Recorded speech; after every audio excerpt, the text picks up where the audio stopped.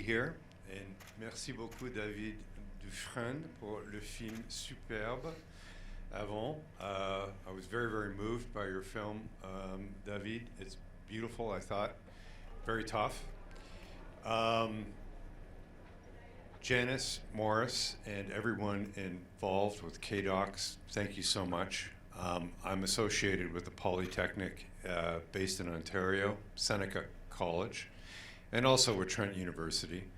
And while I haven't had a chance to visit the Kwantlen campus, or campuses, it is wonderful to see what you're doing with this festival, and as I've heard, the involvement of an educational institution with a festival focusing on films that are concerned, documentary films concerned with social justice, is music to my ears.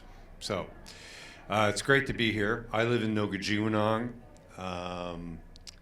river that bubbles like a beating heart, along the Otonabee River, also known as Peterborough, Ontario. And this film is a product of that community in the sense that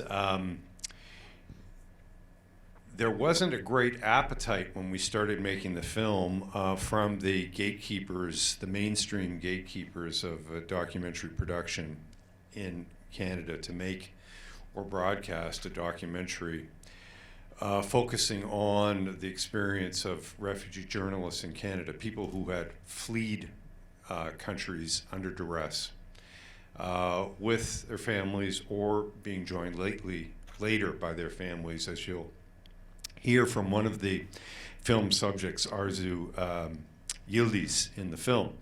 And the reason the film came about was because of the community in which I live. People, ordinary Canadians, ordinary people supported it, and a small but burgeoning, wonderful group of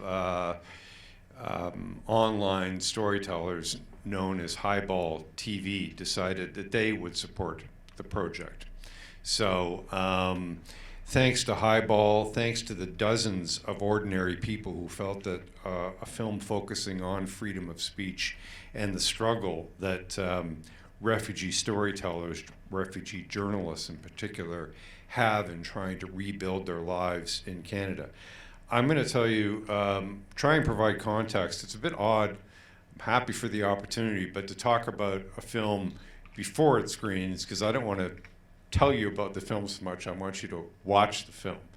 But why did I make it? I'm a journalist and have been working in various media really since the 1980s, in print, in radio, in documentary, on television. I have a Canadian passport. I live in relative safety compared to people in many, many parts of the world. I have traveled widely as a journalist and met with many journalists and colleagues, worked with them in various parts of the world, particularly in Mexico, where I have not made a film, but I've done a lot of research, both academic and in leading to making this film, which in a very, very early stage was going to focus on the threat to journalists and unfortunately the deaths of certain journalists in Veracruz, Mexico, who died in doing their jobs, basically. Yes. Regina Martinez, long may she run. So the idea morphed into something that would focus on 3 countries and 3 journalists who made their way to Canada. Now, Mexico, Turkey, Syria, I think are examples, and you'll watch the film and you can decide yourselves whether you think they were the right choices, because obviously one could have picked journalists from Russia or any number of other countries, the Philippines, other places where journalists have been targeted, where journalism and free speech are under threat in a way that people in Canada perhaps don't appreciate enough. And I settled on these three characters.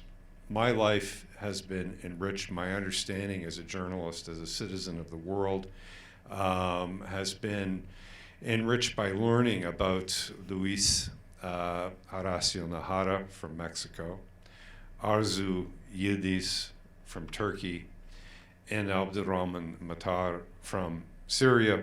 You'll learn more about each of them in watching the particular film. But for myself, as a Canadian, as somebody who has that privilege of a Canadian passport and living in, by world standards, a vigorous, healthy democracy, imperfect, obviously, and constrained in some ways, but compared to many, many parts of the world, we enjoy safety and freedom that too many people can only dream of. And as a journalist who has worked in some troubled places, and they would include, Palestine and Israel and South Africa and many, many remote Indigenous communities in Canada and the United States and Mexico.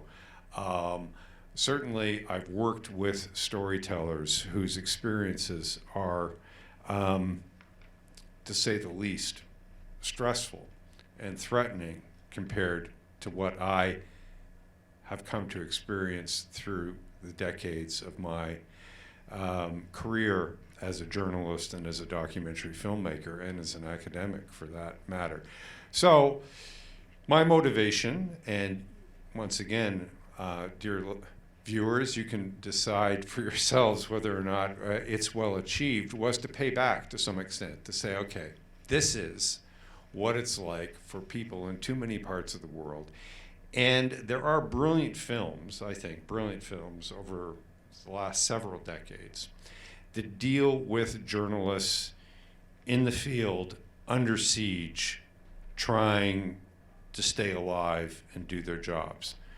This is a different film, because while you will hopefully take away more context about what has happened in Mexico, in Syria, and in Turkey that led these three individuals to be in Canada, this film focuses on, they're here, they had this profession, these three individuals were really at the top of their profession, both in terms of respect and in terms of professional opportunity, and suddenly they're in Canada. And what happens, and what is the Canadian media industry and Canadian society able to do, prepared to do, willing to do, to facilitate that transition to a whole different life in a different country.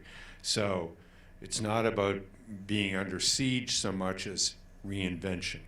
And that's what I wanted to focus on. And I'm very touched and moved by your presence. It's always a blast to be in Vancouver. And thank you. And Janice and colleagues, once again, this is a terrific festival. You rock.